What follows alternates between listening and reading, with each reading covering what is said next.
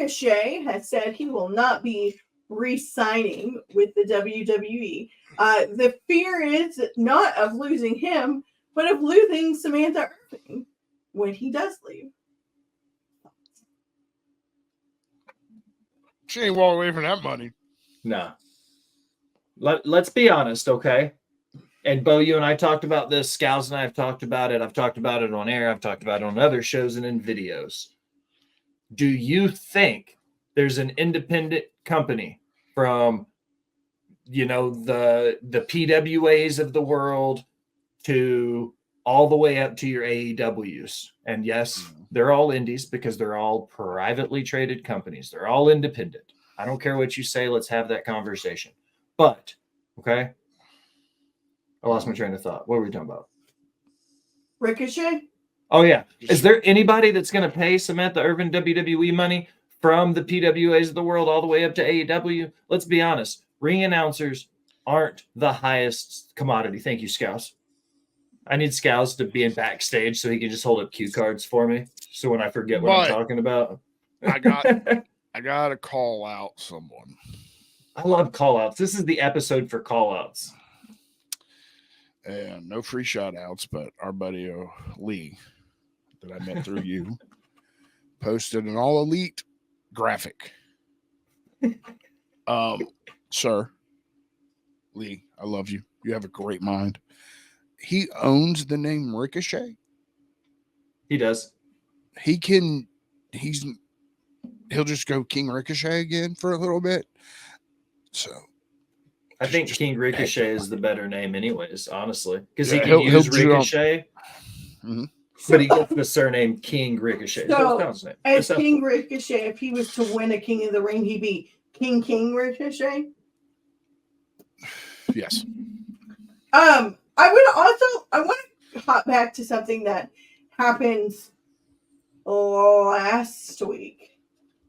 Before this announcement of Ricochet, there was a TikTok live where there were some,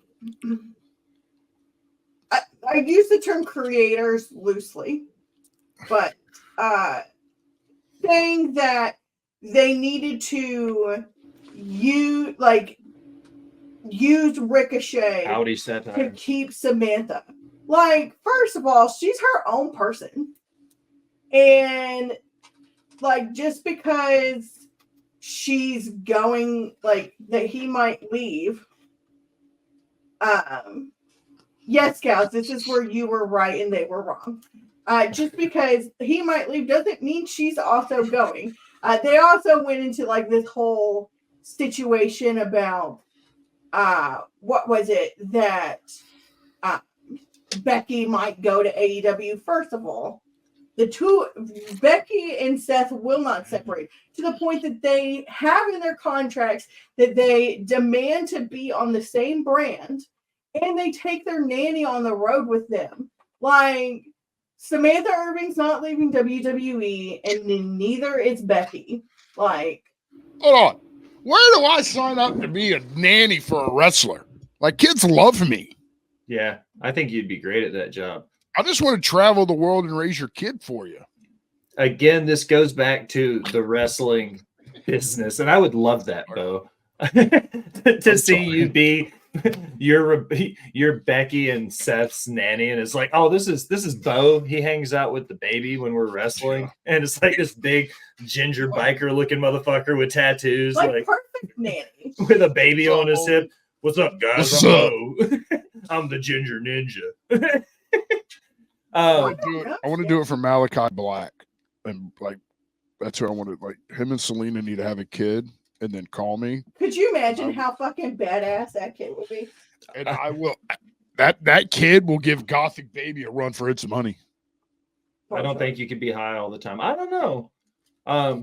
Get it back on the rails a little bit.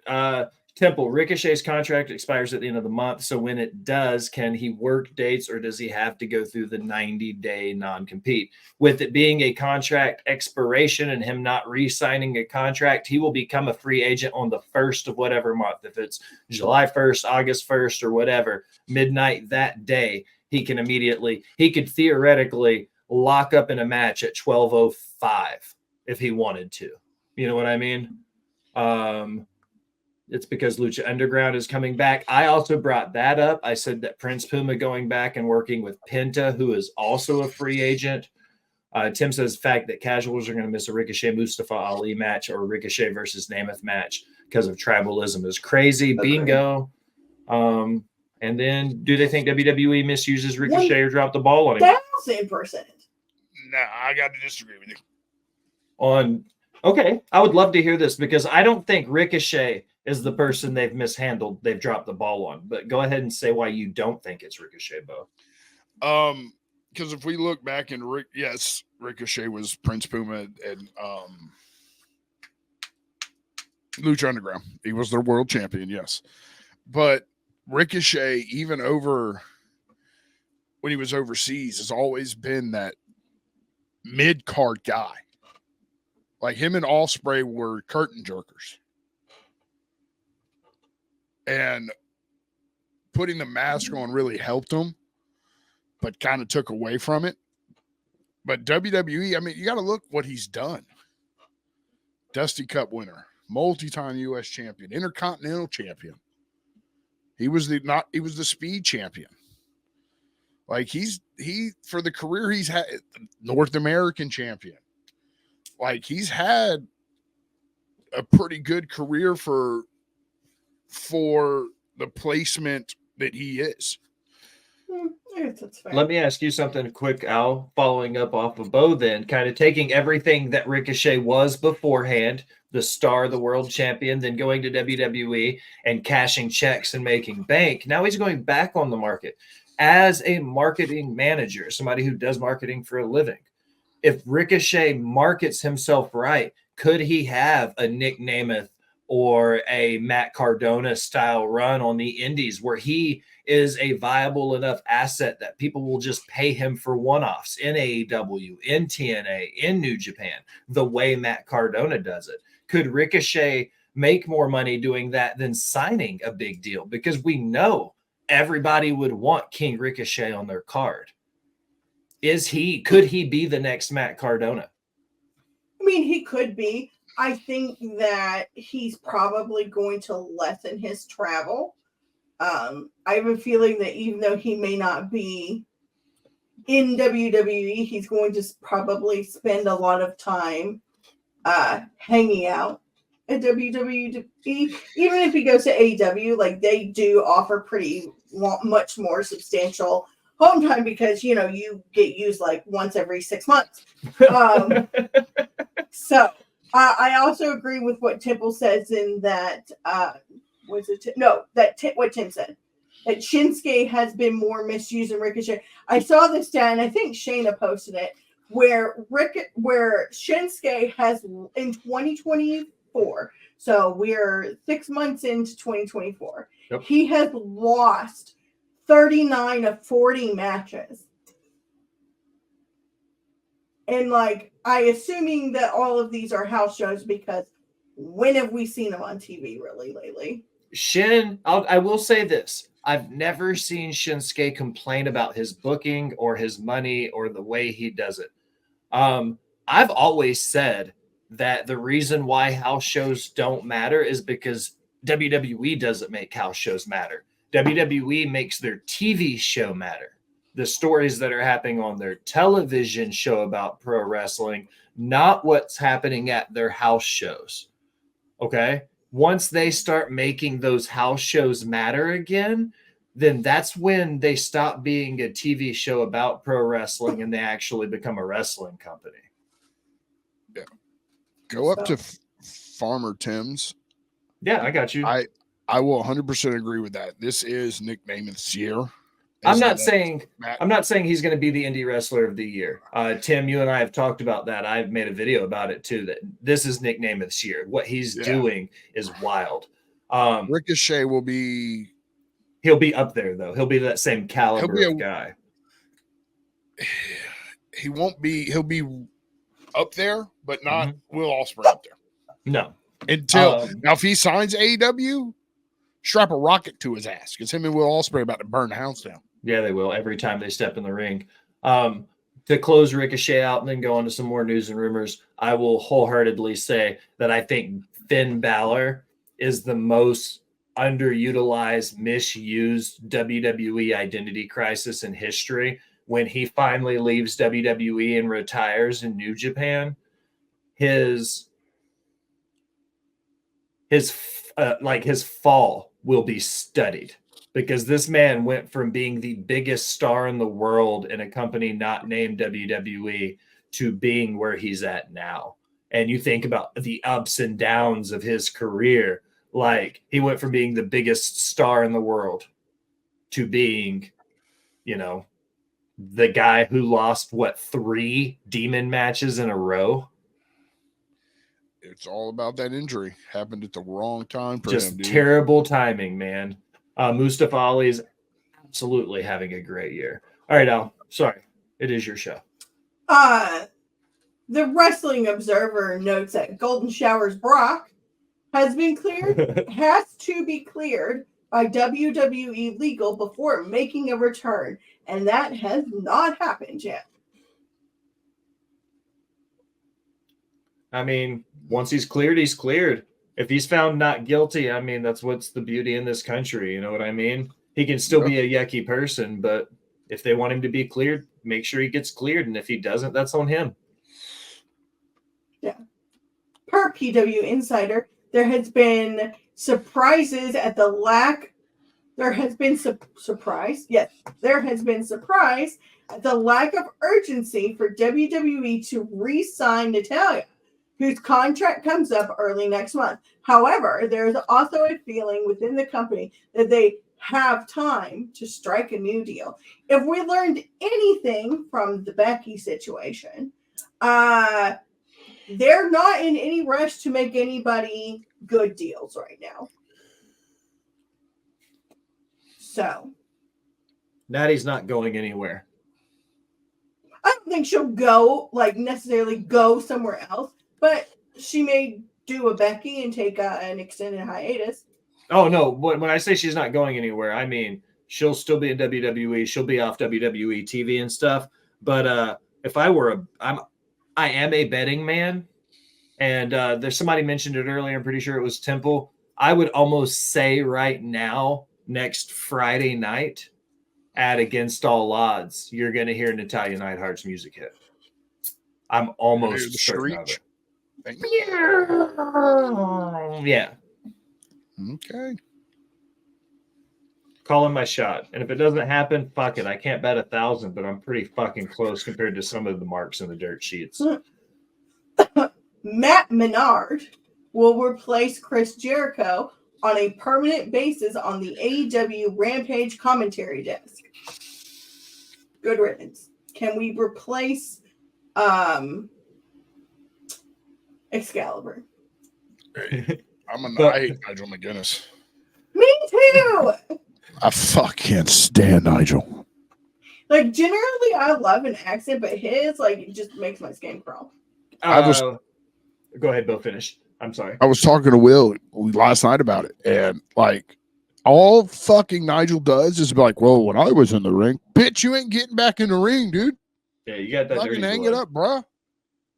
I told Bo and Scals, and I'm pretty sure Scals knew this about me, and I'm sure Bo does too. 90% of the time when I'm watching wrestling, I mute the commentary and only listen to the promos, because that's one of my biggest critiques of AEW, is that the only commentators they have that make sense are Taz and Jim Ross. Tony Schiavone is playing a character. I get it, but it sounds like he fucking checked out in 1998, bro. That's all there is to it. Their commentary team is terrible. Veda Scott is commentating on the indies right now. They're fucking amazing. They're one of the best commentators on the indies. It's Speedball Mike Bailey's partner. Give her a shot. Give Veda a shot. Spice it up a little bit, man. Exactly. To what B. Dave said, Dijak and some creator have been feuding lately. I could feud with a wrestler if I wanted to as well, if I paid them. Yes, Veda is good. I know. That's what I'm saying, Jess. Fucking fantastic commentator. Tony's for 20 years was paid to orgasm Sting's name. You're absolutely right. He was. He was paid for 20 years to orgasm Sting's name. I got through that. Words are hard sometimes. Angel Garza and Humberto Carrillo. Yes. Their contracts will expire on the same day, which is August 1st. So literally a couple days before SummerSlam. Blah, blah, blah. Do we care? They're okay. They're not my pick. They're not my favorites. They're currently with the LWO Wolfpack, right? Yeah. So. Per PW Insider, Arn Anderson, Jake Hager, Mark Henry, and Paige Van Zant have all been removed from the AEW roster page, indicating they are officially gone from the company. We knew about Arn and Mark Henry. But Paige is the one that I didn't recognize right off. Yeah, I know who Paige is, but I didn't even realize like she was still under contract with him. Like the fact that she was she was one of the Dark and Dark Elevation women's storylines from there. She didn't do a whole lot on Dynamite. I don't even know the last time she was on Dynamite. If you give me 90 seconds, I'll tell you the last time she was on Dynamite. While you're looking that up, Elias told Metro's Alistar George that he came up with and pitched a Monday Night Messiah cult leader character while he was still with WWE, but the company gave it to Seth Rollins instead. Holy shit, Paige Van Zant hasn't done anything. She wrestled at Double or Nothing 2002, and that was it. 2002? Or 2022, I'm sorry. Again, words are hard. She's wrestled one match in the company. I didn't even realize she was under contract. I didn't either. Oh, Scout says she got hurt. Okay, that makes more sense because I wasn't super familiar, but the other guys we kind of all expected when their contracts they would leave. Yeah. I don't know where Jake Hager's going to go unless he wants to go back to being Jack Swagger, the most forgettable world heavyweight champion in WWE history. Did you know that, Al? Did you know that he had the WWE title at one point? Yeah. Heavyweight title? Because I definitely didn't tell you to watch any of that. That was not on my list of these are matches you need to watch. Did you hear my thing about Elias? He's claiming he came up with the Monday Night Messiah gimmick. Just because you found God after you got released doesn't mean you created everything that uses God in a gimmick. Yeah, right. I mean, he sits on TikTok and reads the Bible. Natalia would be a great producer backstage, personal trainer. Her and TJ are one of the hottest pairs of producers in wrestling the moment she retires from in-ring work. I mean, every wrestler says that was my idea. I mean, Hulk Hogan invented wrestling in Japan in 1983. You just got to go back and watch the Ryback invented Triple H. He did. Hulk Hogan said he did too. He was Hollywood Hulk Hogan. Oh no, Hulk Hogan did, not Ryback. Sorry, I mixed the two up. They're both so crazy. Hollywood Hulk Hogan, the original Triple H. That makes no sense. Sam Blunt claims to make the Shield. That's an episode. Is wrestling Pinocchios. Like that would also make a fantastic fucking sweaty session for Get Show as well. Like made up lies that wrestlers have told, but nobody cares about. Maybe that's a show we should do. We should call it, Two Truths and a Lie. Two Truths. And come up with a bunch of. Anyways, that's awesome. The Young Bucks are already in talks with Reebok about another future project after the smashing success of their recent pump shoe deal. I really wanted them, not because I like the Young Bucks. I can't fucking stand the Young Bucks. But those shoes were fucking fly. The pumps? Yes, but they didn't come small enough for me. I was going to ask if you wanted to say it or if you wanted me to about how pissed you were that they didn't offer them in women's sizes. Dude, come on. Most of the Young Bucks fan base is women, and you don't make women's sizes for your shoes. Fuck off. We should do that episode coming up. Call it Two Truths and a Lie. But also fuck the Young Bucks. Make your size small enough. You yourself have feet that are like a size and a half bigger than the biggest women's size. I know Matt Jackson doesn't have very big feet. He's like 5'3". No, I actually have pretty small feet. No, not you. I'm talking about Matt Jackson. Oh. Matt Jackson has little kid feet. Have you ever seen it? Mm-mm. But the Young Bucks are top 3 all time. Top 3 what? The Young Bucks aren't in the top 3 Bucks of all time. Wait, Wow. the Giannis the Antetokounmpo. Young Bucks are. Did you fucking have a typo? But the Young Bucks are top 3 tag teams of all time? Tim, bro. Well, I'm high. I'm real fucking high. Is he talking to me? It's more a Reebok issue than a Bucks. They don't understand sneaker business or the culture. See, that's what I like about having friends, just because you keep my fingers on the pulse of the culture. You're probably one of the most like dripped out, always well put together people in my life, and I love that about you. All the free Tim, shout what are outs. your top 3 tag teams? That's what I'm curious about. I love the shit out of you, Tim Farmer. You know that. You are one of my ride or dies right now. Holy, I have derailed this show for Tim. Who are the top 3 tag teams? What kind of pizzas do you want being worked like this for the pizza party? Oh, fuck you, Tim. God damn it. I legitimately was like, no way, dude. We love you, Just.